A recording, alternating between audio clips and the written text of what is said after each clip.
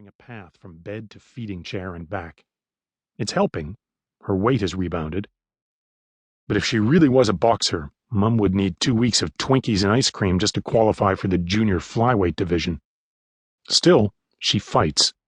Only months ago she had rallied herself to dress in her finest and sit down at a Christmas dinner table, her tiny spoonfuls of soup entering orally as nature intended, a triumphant communion accomplished through force of will.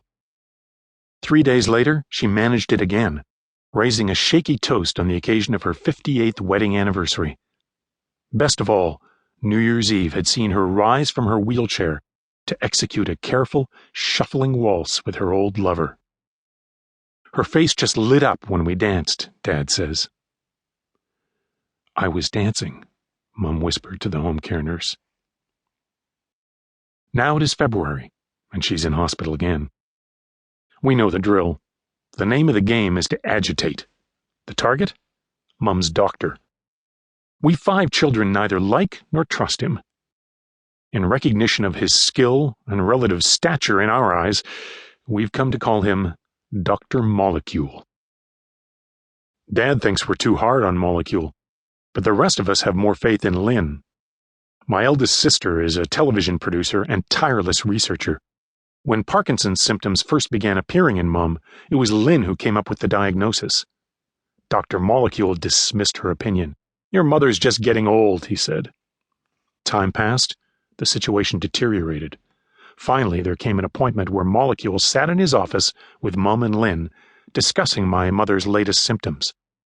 Well, it's all part of Parkinson's disease, he said, almost in passing. So, Mum said, looking sideways at Lynn, I have Parkinson's? Yes, Molecule replied. Mum took some grim satisfaction from it. At least he said it. Perhaps we should be counting our blessings. If Doc Molecule had jumped on board the Parkinson's diagnosis right away, he might have prescribed Mirapex, an anti-Parkinson's drug approved in 1997. Mirapex has inspired a flurry of lawsuits. Alleged side effects include unbridled sexual urges and compulsive gambling. We didn't need that. Besides, Mum simply didn't have the necessary range and mobility to make the most of it. Our generally hostile stance toward Molecule lent an adversarial air to medical consults. Dr. M doesn't like Burgesses any more than they like him, so the teleconference has a testy air. We lobby for healthcare services, try to undercut any hint of defeatism, and make plans for Mum's return home just as soon as she can get out of bed.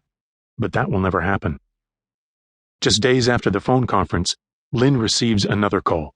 It's a nurse on Mum's ward, calling secretly. We're not getting the true picture, the nurse says.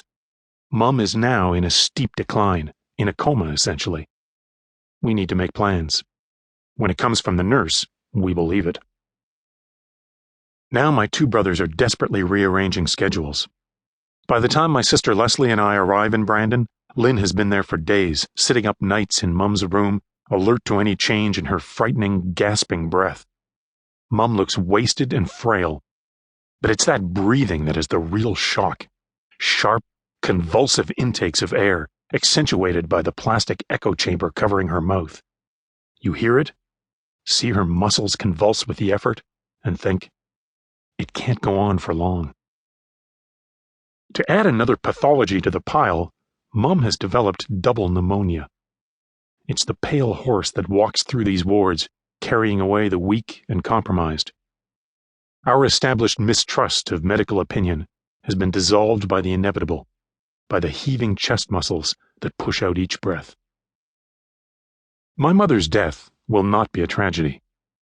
As a family, we're not dealing with the premature loss of a young life. There will be no agonizing decisions about organ donation, unless there's a 94-year-old somewhere out there in need of a kidney. Friends of mine have suffered real tragedies. Laura lost her mother to a drunk driver.